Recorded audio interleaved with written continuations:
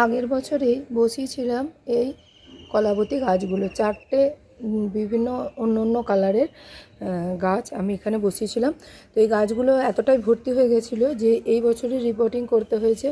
আর reporting এই বছর প্রচুর গাছের আমাকে করতে হয়েছে, ওই কারণে আমি সমস্ত ভিডিও দিইনি, কারণ অত সময় পাই না আমি পাই না যে প্রতিটা গাছের রিপোর্টিং পরিচর্যা সমস্ত রকম তুলে ধরবো।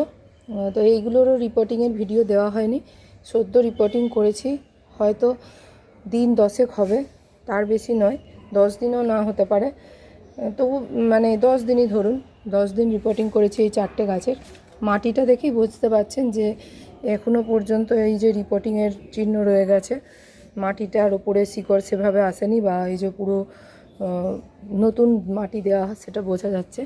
তো এই দিন 10 রিপোর্টিংয়ের মধ্যেই আমি একটা এই হলুদ কালারের ভ্যারিগেটেড পাতা এই ফুল গাছটায়, কলাবতী গাছটায় একটা স্টিক পেয়েছি। দেখুন, কয়েকদিনের মধ্যেই এটা ফুটবে। ফুল ফুটলে অবশ্যই আপনাদেরকে দেখাবো, আর আশা করছি এগুলোতেও পরপর ফুল আসবে। তবে এত তাড়াতাড়ি রিপোর্টিংয়ের এত তাড়াতাড়ি ফুল আসবে রিপোর্টিংয়ের পর, এটা কিন্তু আমি ভাবতে পারিনি।